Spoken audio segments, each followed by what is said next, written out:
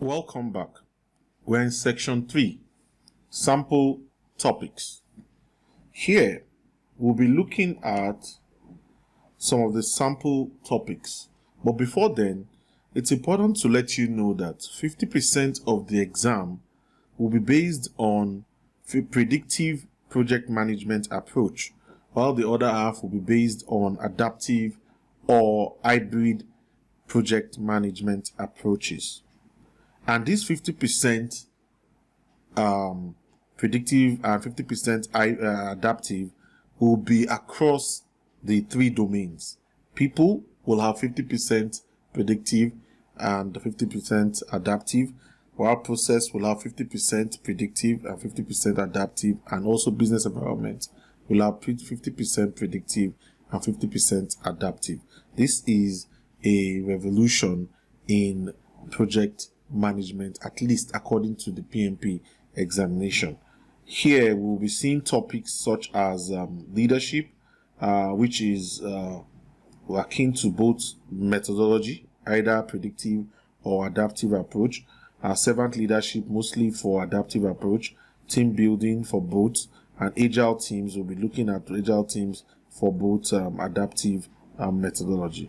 Adaptive is of course the same thing as the agile method, so it's similar. So we're looking at for processes, we'll be looking at topics like in scheduling, which CPM scheduling, that's critical path method scheduling.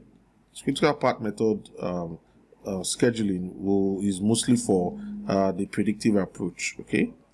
Mostly for the predictive approach, while on-demand scheduling, which you can also call Kanban, on-demand scheduling, which you can also use in Kanban, okay? It's mostly for adaptive life cycle or agile, and iterative scheduling is used for adaptive life cycle or agile.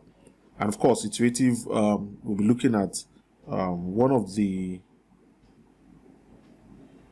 most popular iterative life cycle is the Scrum method. The Scrum method is one of the most popular iterative scheduling tool used. So we'll be going to the business environment. The business environment will have topics such as project benefit evaluation and delivery, project compliance, external business environmental changes, and organizational changes. These are important topics you'll be seeing in the business environment. And of course, 50% will also cut across for predictive and adaptive, as we have said earlier on. And also we'll be looking at some thoughts.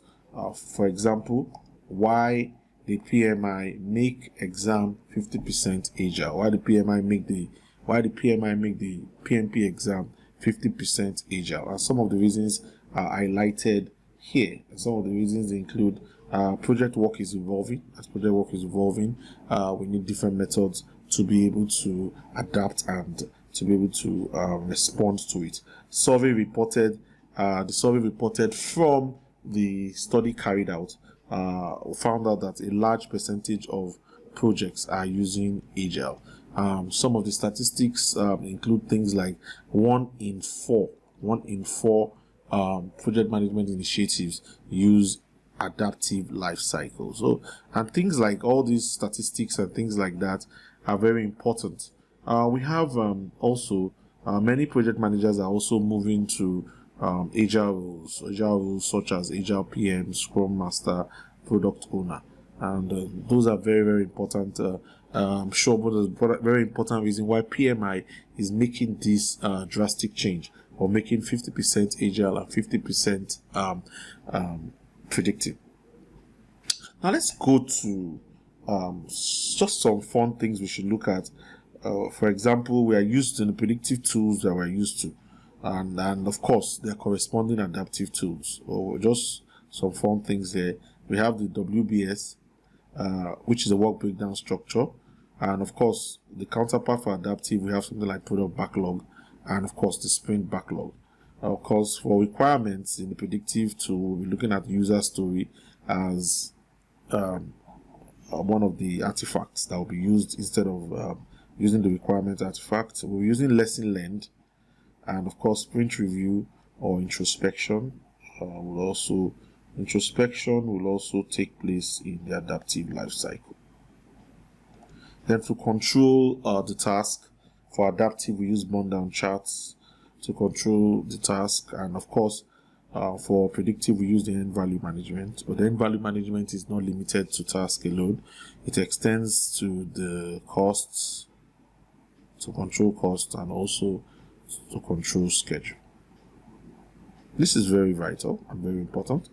And of course, for scheduling, we've looked at this either using the Kanban board as a tool or iterative scheduling, or we use the critical path method.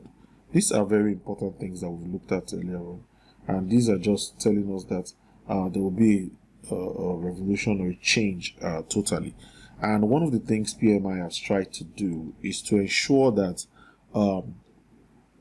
there will be a way to bridge the gap between the old exam and the new exam. Since the new exam contains 50% agile, what they are doing is they are offering free online training, self-paced online training on agile and IB project management approach, free, and that will be between the 22nd of January to the 18th of April 2021. From the 22nd of January, for those that fill the form here, those that fill the form at this particular URL, and you fill that form, you get a mail for the link to give you access to that free training. Also, if you take the exam between this period, you would also be eligible to 65% off if you fail the exam. So it's just a way to edge your bet. If you fail the exam, you have 65% off. If you do not do well in the exam, PMI will give you 65% off the next payment for your exam. So that's re-examination fee, not the normal exam fee. So you have 65% off of that re-examination fee. So of course, they're doing everything to ensure that we get into the mode of the new training. So let's look at some of the topics we'll be dealing with in the new exam. We'll start with the people domain. If you look at the people domain, we'll see topics such as manage conflict. We looked at this earlier on. Lead a team. You can see, since the people domain is concerned about leading people to do the right thing, especially when it comes to project, we have support team performance.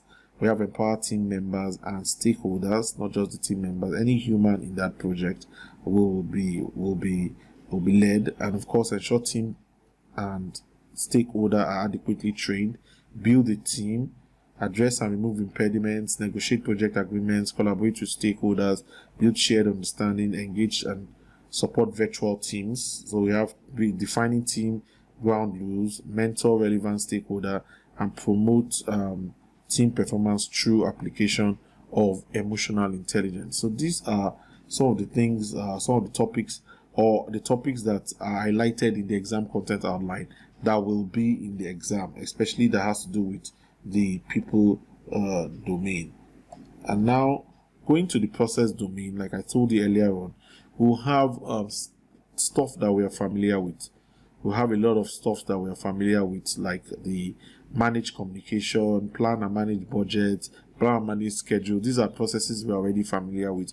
All these processes will be included in the process domain. Of course, remember 50% of the process domain and the people domain that we talked earlier on is agile and also is predictive model. So it's going to be this, and also 50% of the agile processes also will be included.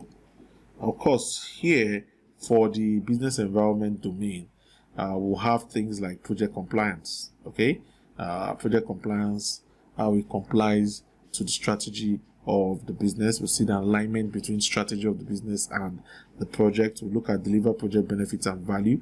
We'll look at how external the business environment changes for impact on the scope. So this is very vital. Also, we'll look at support organizational change. These are topics we'll be looking at in the business environment domain.